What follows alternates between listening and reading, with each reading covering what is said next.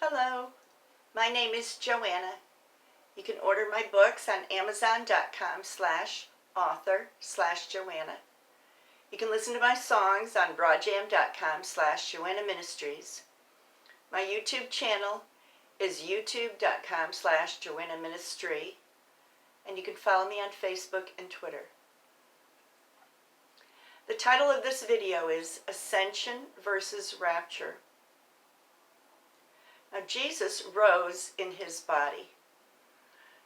If we die in this world today, we will be buried in the ground, and our spirit will go, what most people say, to some kind of holding place until the resurrection, and then our bodies will join our spirits and we'll get our new bodies.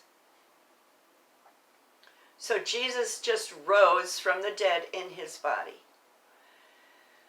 Now, most people believe that we are coming to a new age, that we may be crossing into the millennium, that so that if we die, we may just ascend in our bodies just like Jesus did.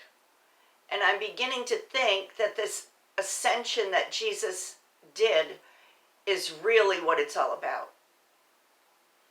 That if we work on ourselves and we know our God and we overcome the things in this world that keep us down, that when the time comes, we will automatically ascend just like Jesus did. Now, Jesus did die first, but that wasn't the point of our example of how we will ascend. He said that he was the first of many brothers. Now, I believe the rapture doctrine started around 1850, and I think it actually originated in Dallas Theological Seminary. At least that was one of the locations. I think the doctrine kind of spread quickly, and it sounded really good. We're not going to go through the tribulation. We're just going to get raptured, and then everybody that didn't believe in Christ is going to be left behind. You remember all those Left Behind series books and the movies they made out of them. Now, when I was doing homeless ministry in Tulsa, Oklahoma, I started about 1991. A lot of the homeless men and women would bring me cassette tapes of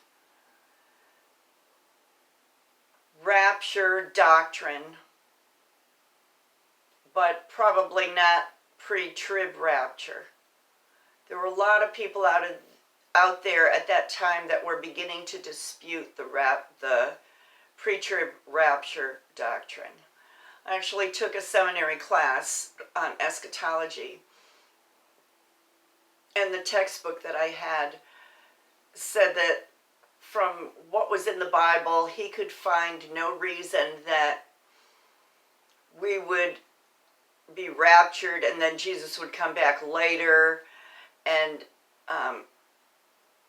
destroy the world or the evil in the world or whatever the belief. There's not a lot of consensus to exactly what's going to happen.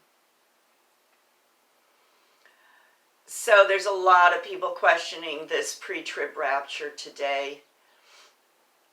And I'm seeing the whole ascension, new world change as more of a progressive situation. The earth apparently is changing quickly.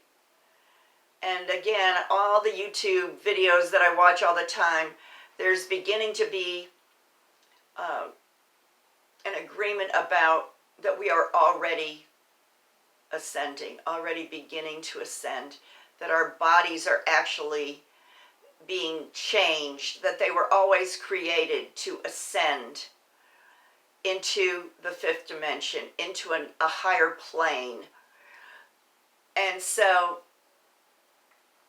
all this talk about DNA, supposedly our DNA is being adjusted for this fifth dimension ascension.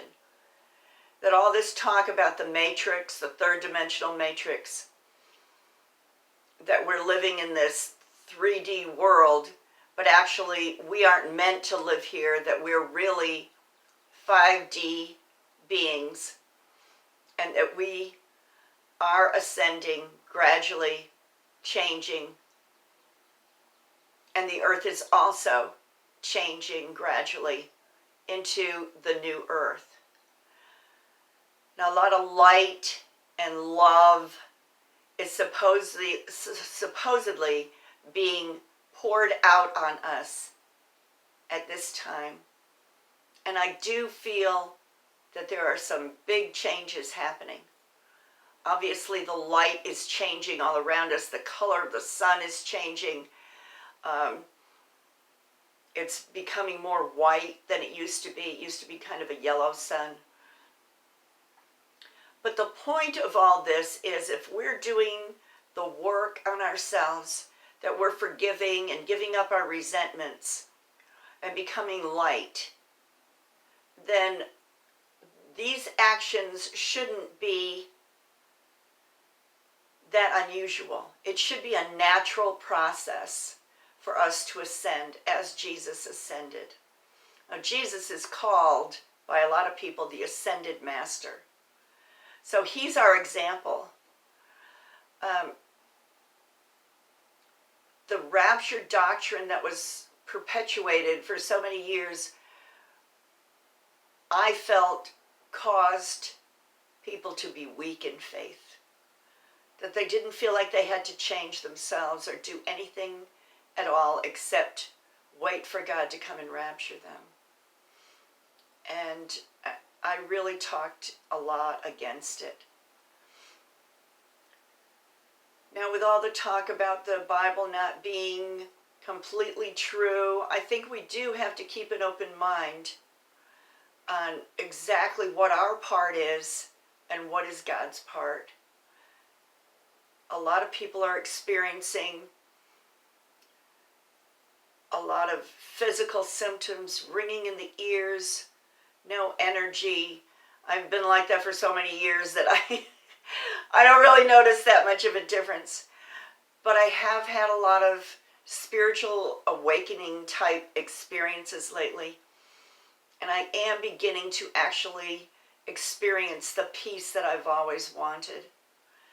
So be hopeful, be encouraged, continue to seek after your God, and do the hard work. It seems so hard, but once you do it, when you look at your fears and your resentments and your self-pity and your addictions and all those things, you'll feel so much better if you give some of this stuff up. And we'll talk again soon about all these things. Bye-bye for now.